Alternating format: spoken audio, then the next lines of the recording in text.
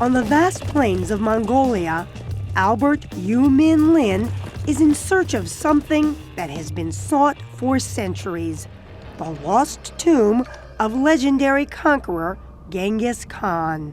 It's a needle in a haystack. I mean, there's places across that entire plain that have never been walked on for over 800 years. And now we can go to any place in the planet. But Lin has tools that have never been available to explorers who came before him. People tagged it. They said, go there. For example, to decide where to look for the tomb, he's using a new social media technique known as crowdsourcing. So Lin posts detailed satellite imagery online and lets armchair archaeologists suggest where something man-made may be hidden. And it might sound a little bit ridiculous to ask, somebody who's never studied Mongolian archaeology to look for this, but the plain truth is we have no idea what that tomb would look like anyway, right? So we're just using human intuition to look for this. So once you've selected a place, then what happens? Well, then we ride out there on horseback. We start scanning and surveying these things and seeing what they really are. In fact, the Mongolian government does not allow digging at archaeological sites. This is the data that just came in today, huh? Mm-hmm. But Lin uses cutting-edge technology like ground-penetrating radar and small remote-controlled aircraft to survey selective areas. Then he analyzes the imagery in a 3D environment in his futuristic lab on the campus of the University of California, San Diego. Sensing something man-made right around that region. And Albert Lin is just one in a long line of explorers whose work is funded by National Geographic. People think of us as either a magazine or as a television channel, and that yellow border that everyone is so familiar with, but really, exploration is what has always defined our heart. And Terry Garcia, who oversees Geographic's current exploration programs, says it all began when founders, including inventor Alexander Graham Bell, started the National Geographic Society 125 years ago today. Here we have one of the finest of early American sculptures. We have funded more than 10,000 scientific research projects and expeditions over the years. More than 10,000. We celebrated the 10,000th about a year and a half ago. This is a classic photograph of Hiram Bingham, who in 1912 discovered, or we like to say rediscovered, Machu Picchu. And it wasn't just that amazing ancient Inca settlement in Peru.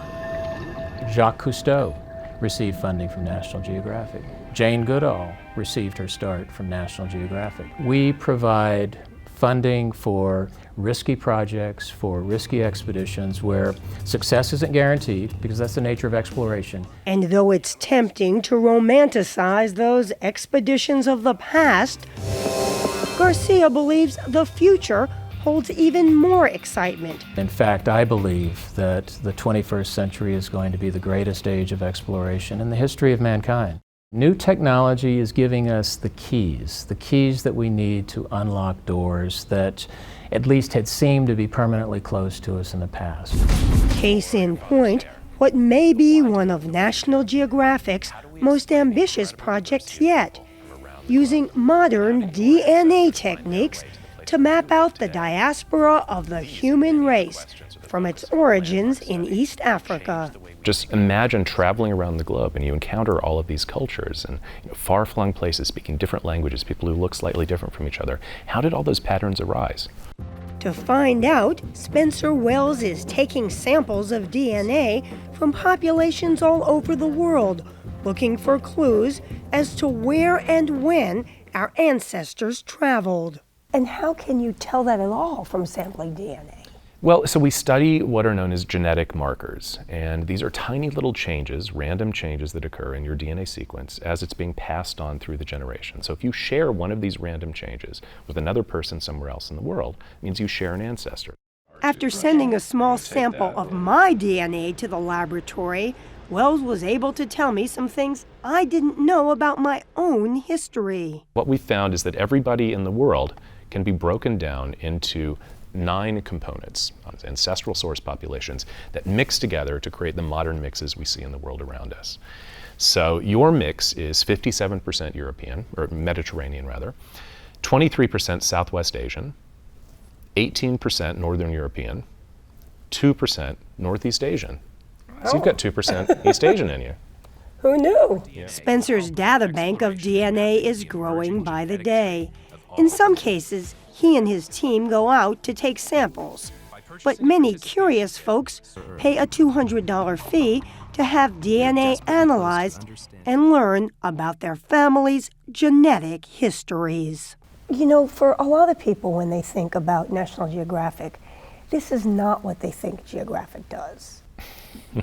Well, it is very much, geographic in nature. We're studying gene geography, but we're studying it so that we can understand something more about, human history. That's really our goal here. And that's, right in line with things that National Geographic has been doing for over a century. It's just using the latest technology to do that. It's really pushing us into the future of exploration on that front.